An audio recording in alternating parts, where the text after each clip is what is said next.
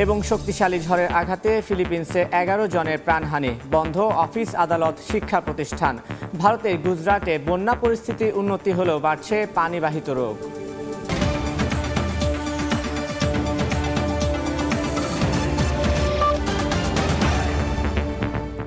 আন্তর্জাতিক সময়ের সঙ্গে আছি আমি তানভীর হাসান। ফিলিপিন্সের উত্তরাঞ্চলে শক্তিশালী ঝড় ইয়াগির আঘাতে 11 জনের মৃত্যু হয়েছে। বন্যায় তলিয়ে গেছে দেশটির রাজধানী ম্যানিলার পূর্বাঞ্চল। এদিকে ভারতের গুজরাটের বন্যা পরিস্থিতি কিছুটা উন্নতি হলেও বাড়ছে পানিবাহিত রোগ। ভারী বৃষ্টিপাত ও বন্যায় অন্ধ্রপ্রদেশ ও তেলেঙ্গানা রাজ্যের বিভিন্ন অঞ্চল তলিয়ে গেছে। এতে দুই রাজ্যে মৃতের সংখ্যা বেড়ে দাঁড়িয়েছে 28 জনে। অন্যদিকে অস্ট্রেলিয়ায় দক্ষিণাঞ্চলে ঝড় ও ভারী বৃষ্টির আঘাতে বিদ্যুৎ বিচ্ছিন্ন হয়ে পড়েছেন 1,20,000 বাসিন্দা। একজনের মৃত্যুর খবরও পাওয়া গেছে। ঘন্টায় 85 কিলোমিটার গতিতে ফিলিপিন্সে আঘাত হানে শক্তিশালী ঝড় ইয়াগি। ঝড়ের কারণে দেশটির রাজধানী ম্যানিলা ও কয়েকটি প্রদেশে ভারী বৃষ্টিপাত হয়েছে। দেখা দিয়েছে বন্যা ও ভূমিধস। এতে হতাহত হয়েছেন বেশ কয়েকজন।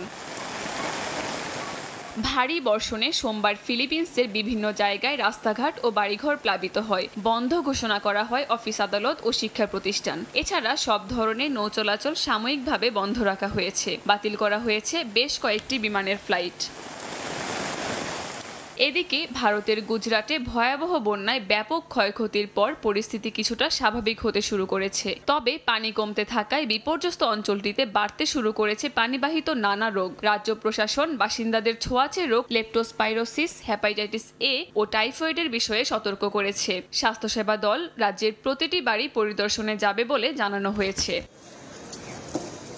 গুজরাটে বন্যা পরিস্থিতির উন্নতি হলেও অন্ধ্রপ্রদেশ ও তেলেঙ্গানা রাজ্যের কয়েকটি শহরে আকস্মিক বন্যা দেখা দিয়েছে। এতে বিপাকে পড়েছেন বাসিন্দারা। এখনও নিখোঁজ রয়েছেন বেশ কয়েকজন। বেড়েছে মৃতের সংখ্যা। পাকিস্তানের খাইবার পাখতুনখোয়া প্রদেশে ভূমিধসে সেনা সদস্য সহ কয়েকজন প্রাণ হারিয়েছেন। গণমাধ্যম জানায়, ভারী বৃষ্টিপাতে প্রদেশটির কারাকোরামের পাহাড়ি এলাকায় ভূমিধস হয়। অন্যদিকে অস্ট্রেলিয়ার দক্ষিণাঞ্চলে ঝড় ও ভারী বৃষ্টির আঘাতে ব্যাপক ক্ষয়ক্ষতি হয়েছে। এখনও বিদ্যুৎ বিচ্ছিন্ন অবস্থায় আছেন 1,20,000 বাসিন্দা। পাওয়া গেছে হতাহতের খবর। কাকুলি আক্তার, সময় সংবাদ। চীন আফ্রিকা সহযোগিতা ফোরামের শীর্ষ সম্মেলনে যোগ দিতে বেইজিংয়ে আসছেন আফ্রিকার নেতারা। 4 সেপ্টেম্বর থেকে 6 সেপ্টেম্বর চীনের রাজধানীতে অনুষ্ঠিত হবে এই শীর্ষ সম্মেলনটি। বিশ্লেষকরা বলছেন, আফ্রিকার নেতারা মূলত অবকাঠামো প্রকল্পে বড় অঙ্কের বিনিয়োগ ও ঋণ পেতে ছুটছেন চীনে। বেইজিংয়ে শুরু হতে যাচ্ছে চীন আফ্রিকা সহযোগিতা ফোরামের শীর্ষ সম্মেলন। 4 থেকে 6 সেপ্টেম্বর পর্যন্ত চলা এই সম্মেলনে যোগ দেবেন চীন সহ আফ্রিকার 53টি দেশের শীর্ষ নেতা। এই উপলক্ষে এরই মধ্যে বেইজিংয়ে আসতে শুরু করেছেন তারা। শীর্ষ সম্মেলনে যোগ দিতে বেইজিংয়ে পৌঁছেছেন কঙ্গো, সেনেগাল, জিবুতি, চাদ, দক্ষিণ আফ্রিকা সহ বেশ কয়েকটি দেশের নেতা। চীনের প্রধানমন্ত্রী শি জিনপিং এর সঙ্গে বৈঠকেও বসেন বেশ কয়েকটি দেশের প্রতিনিধি। সেখানে প্রতিটি দেশের সঙ্গে চীনের দ্বিপাক্ষীয় সম্পর্ক আরও উন্নয়নের বিষয়ে কথা বলেন শি। তিনি বলেন, দেশগুলোর সঙ্গে বাণিজ্যিক বিনিয়োগ, অবকাঠামো নির্মাণ, জলবায়ু পরিবর্তন সহ বিভিন্ন গুরুত্বপূর্ণ খাতে পারস্পরিক সহযোগিতা বাড়াবে বেইজিং। এছাড়াও কয়েকটি দেশের সঙ্গে একাধিক সহযোগিতা চুক্তিও স্বাক্ষর করে চীন।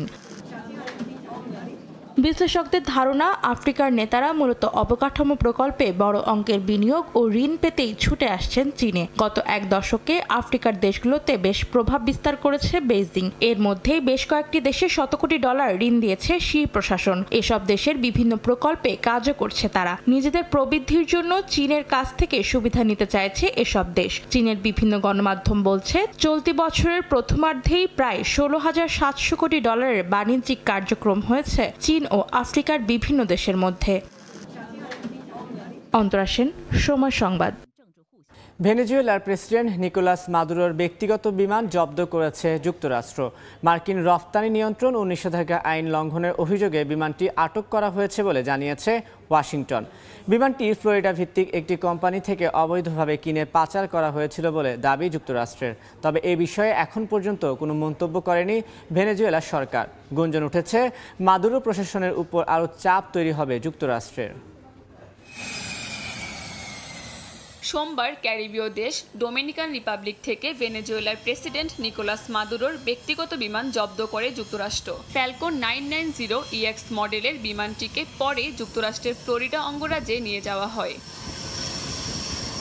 মার্কিন কর্মকর্তারা জানান, যুক্তরাষ্ট্রের রপ্তানি নিয়ন্ত্রণ ও নিষেধাজ্ঞা আইন লঙ্ঘনের অভিযোগে বিমানটি জব্দ করা হয়েছে। মাদুরো ও তার সঙ্গে সংশ্লিষ্ট ব্যক্তিরা 2022 সালের শেষ দিকে ও 2023 সালের শুরুর দিকে ফ্লোরিডা ভিত্তিক একটি কোম্পানির কাছ থেকে বেআইনিভাবে বিমানটি কিনেছিলেন বলে একটি তদন্তে উঠে এসেছে। নিজেদের সম্পৃক্ততা আড়াল করতেই ক্যারিবিয়ান শেল নামে একটি কোম্পানিকে ব্যবহার করেছিলেন তারা। পরে 2023 সালে বিমানটি অবৈধভাবে যুক্তরাষ্ট্র থেকে ক্যারিবীয় অঞ্চল হয়ে ভেনেজুয়েলায় রপ্তানি করা হয়। তবে কখন কিভাবে এটিকে রপ্তানি করা হয়েছে তা এখনও স্পষ্ট নয়।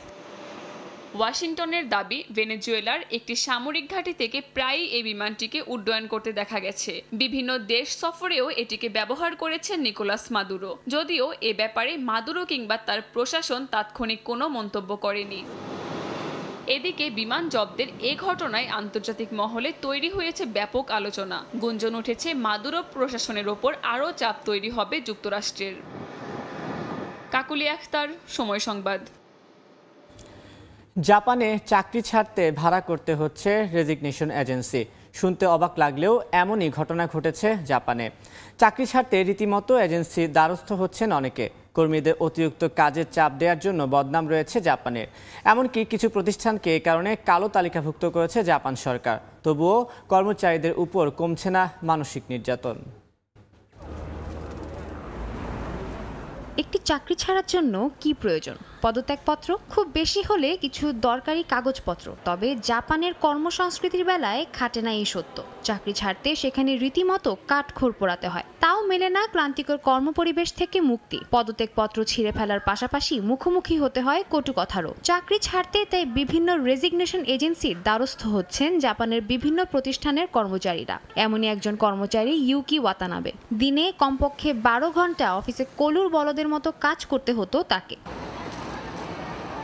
চাকরি ছাড়ার ইচ্ছা থাকলেও ঊর্ধ্বতনের হাতে পদত্যাগপত্র দেওয়ার সাহস ছিল না তার। কারণ জাপানের কর্মসংস্কৃতিতে চাকরি ছাড়ার ইচ্ছা প্রকাশ করাকে গুরুতর অসম্মান হিসেবে দেখা হয়। বাধ্য হয়ে চাকরি ছাড়তে নতুন এক পদ্ধতি অবলম্বন করেন তিনি। শরণাপন্ন হন মোমোরি নামের রেজিগনেশন এজেন্সির। টাকার বিনিময়ে কর্মচারীদের চাকরি ছাড়তে সাহায্য করে এই প্রতিষ্ঠান। এক্ষেত্রে মামলা মোকদ্দমা পর্যন্ত গড়ালে দেয়া হয় আইনি সহায়তাও। জাপানে এই ধরনের প্রতিষ্ঠান বহু আগে থেকেই কাজ করছে। তবে করোনা মহামারীর পর কর্মীদের মধ্যে চাকরি পরিবর্তনের ঝোঁক বাড়ায় এসব প্রতিষ্ঠানের বেড়েছে জনপ্রিয়তা। মোমোরি প্রতিষ্ঠানের কর্ণধার জানান, অনেক সাধারণ কর্মচারী কাঁদতে কাঁদতে তার সাহায্য চেয়েছেন। কারো ঊর্ধ্বতন কর্মকর্তা পদত্যাগপত্র ছিঁড়ে ফেলেছেন। কাউকে আবার অভিশপ্ত খেতাব দিয়ে টেনে নিয়ে যাওয়া হয়েছে মন্দিরে। অতিরিক্ত কাজের চাপ ও কর্মস্থানে অবমাননার শিকার হয়ে অনেকেই বেছে নিয়েছেন আত্মহত্যার পথ। কর্মীদের অতিরিক্ত সময় কাজ করানোর জন্য দেশটির কর্মসংস্কৃতির বদনাম রয়েছে। বেশ কয়েকটি প্রতিষ্ঠানকে ব্ল্যাকলিস্টও করেছে জাপান সরকার। সাদিয়া তাসনিম, সময় সংবাদ। মারা গেল পুতিনের প্রশিক্ষিত গুপ্তচর তিমি ভালদিমির। নরওয়ের দক্ষিণ পশ্চিমাঞ্চলের উপকূলীয় শহর রিসাভিকায় ভাসমান অবস্থায় পাওয়া যায় তাকে। ভেলুগা প্রজাতির তিমিটিকে 5 বছর আগে প্রথম নরওয়ের সমুদ্রে দেখা যায়। সে সময় এর সঙ্গে একটি ক্যামেরা লাগানো ছিল, যেটির গায়ে সেন্ট পিটার্সবার্গের যন্ত্র লেখা ছিল। রুশ প্রেসিডেন্ট ভ্লাদিমির পুতিনকে নিয়ে রহস্যের শেষ নেই। বিশ্বের নানা প্রান্তে তাকে নিয়ে রয়েছে নানা গল্পগাথা। এরই ধারাবাহিকতায় বছর 5 আগে ইউরোপে এক গুজব ছড়িয়েছিল একটি বেলুগা প্রজাতির তিমি নিয়ে। সে সময় নরওয়ের সাগরে গায়ে সেন্ট পিটার্সবার্গের যন্ত্র লেখা এবং একটি অ্যাকশন ক্যামেরা লাগানো অবস্থায় পাওয়া যায় তিমিটি। এরপর সেটি রাশিয়ার প্রশিক্ষিত গুপ্তচর তিমি হতে পারে বলে ধারণা করা হয়। অবশ্য অতীতে এমন ঘটনা অহরহ হয়েছে বলে জানান বিশেষজ্ঞরা। যদিও পুতিন প্রশাসন কখনোই এ বিষয় নিয়ে মুখ খোলেনি। এরই মধ্যে কেটে যায় 5 বছর। এরপর রোববার নরওয়ের দক্ষিণ পশ্চিমাঞ্চলের উপকূলীয় শহর রিজাভিকায় আবারও পাওয়া গেছে ভালদিমির নামের এই তিমিটিকে। তবে সেটি মৃত অবস্থায় মিলেছে।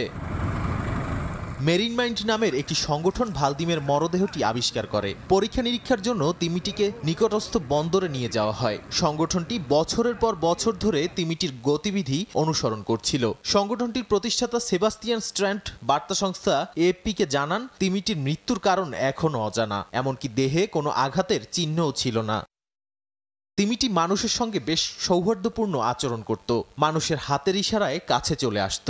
নরওয়ের গোয়েন্দা সংস্থা জানায়, তিমিটি নরওয়ের জলসীমা অতিক্রম করার আগে রাশিয়ার কোনো গবেষণা কেন্দ্রে আটকে ছিল। ভালদিমের আনুমানিক বয়স 15 বছর হতে পারে, যদিও একটি বেলুগা তিমির জন্য এটা তেমন কোনো বয়স নয়। এ ধরনের তিমি 60 বছর পর্যন্ত বেঁচে থাকতে পারে। নাদিম মারজান, সময় সংবাদ। চীনের সাংহাইয়ের একটি জাদুঘরে আয়োজিত হলো মিশরীয় পুরাকীর্তির প্রদর্শনী। জাদুঘরে দেখা মিলছে বিড়ালের মূর্তি ও মমির। নিজেদের পোষা বিড়ালকে সঙ্গে নিয়ে জাদুঘরটিতে ঘুরতে আসেন অনেকে।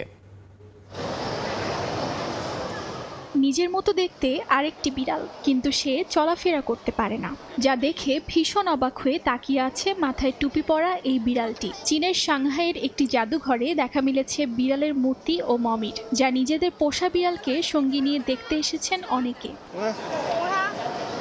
মিশরীয় প্রত্নতাত্ত্বিক দল সাক্কারাতে আবিষ্কার করা হয়েছে অনেক বিড়ালের মমি ও মূর্তি। সেগুলোরই প্রদর্শনী চলছে সাংহাইয়ের এ জাদুঘরে। দর্শনার্থীরা বিড়ালের পূর্বপুরুষ সম্পর্কে জানতে পারবেন এখানে। জাদুঘরে মুখোশ পরা বিশাল আকৃতির শিল্পকর্ম, আরও রয়েছে বিড়ালের মাথা সহ একজন নারীর মূর্তি, যা বিড়াল সুরক্ষার দেবী হিসেবে পরিচিত।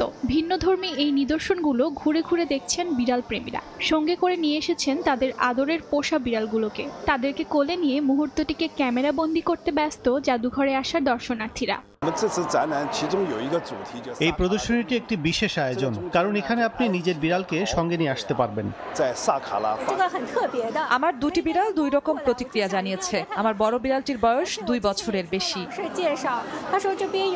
বিড়ালের প্রত্নতাত্ত্বিক মিশরীয় নিদর্শন দেখার পাশাপাশি ভিন্ন ভিন্ন প্রজাতির পোষা বিড়াল দেখারও যেন হিড়িক পড়েছে এখানে। জাদুঘরের টিকিট দ্রুত বিক্রি হয়েছে এবং জায়গাটি বেশ জনপ্রিয়তা পেয়েছে বলে জানা গেছে। অর্জিতা শেজিন, সময় সংবাদ। হংকংয়ে উদযাপিত হলো সার্ডিন উৎসব। পর্তুগিজ সংস্কৃতির অনন্য এক নিদর্শন এটি। এই উৎসবে ছিল ঐতিহ্যবাহী নানা ধরনের পর্তুগিজ খাবার। বন্ধু ও পরিবার নিয়ে বেশ উপভোগ করছেন দর্শনার্থীরা।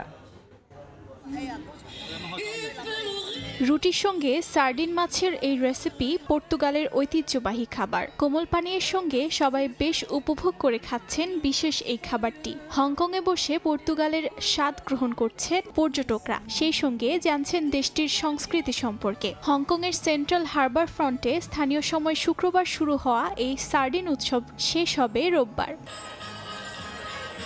উৎসবে রুটি ও সার্ডিন মাছের বিশেষ খাবারের পাশাপাশি আরও ছিল অন্যান্য পর্তুগিজ খাবার। সেখানে দর্শনার্থীরা চোরিজো নামক সসেজের সঙ্গে পরিচিত হয়েছেন। বিফানা নামক বার্গার, যা একটি বিশেষ ঝোলে ডুবিয়ে পরিবেশন করা হয়। খোলা আকাশের নিচে করা হয় চমৎকার এই আয়োজনটি। পর্যটকদের জন্য খাবার খাওয়ার পাশাপাশি ছিল নাচ গানের মাধ্যমে উপভোগ করার সুযোগও। হংকংয়ের এই সার্ডিন উৎসবটি পর্তুগালের ঐতিহ্যবাহী সান্তোস পপুলারেস উৎসব দ্বারা অনুপ্রাণিত। মূলত জুন মাসে পর্তুগাল জুড়ে পালিত হয় ঐতিহ্যবাহী উৎসবটি। হংকংয়ে এবারই প্রথম এই উৎসবের আয়োজন করা হলো, যা উপভোগ করতে এসেছেন আগত দর্শনার্থী ও পর্যটকরা। অর্জিতা শেজিন, সময় সংবাদ।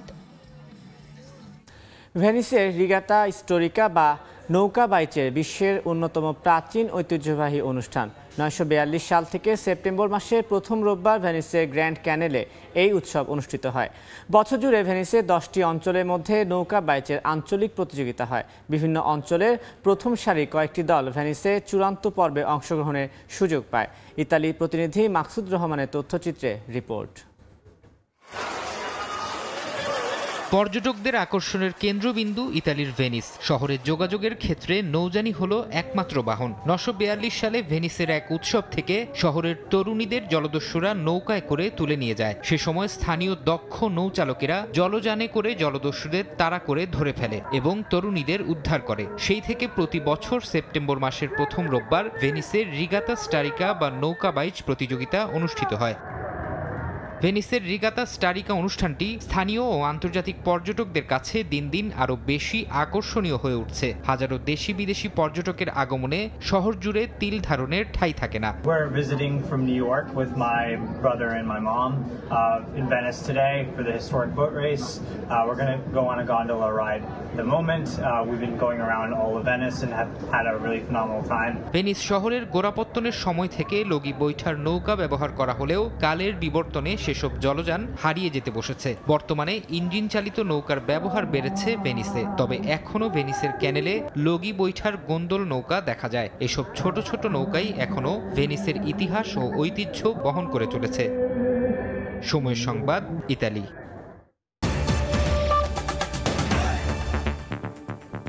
এই ছিল আন্তর্জাতিক সময়ে, সঙ্গে থাকুন সময়ের।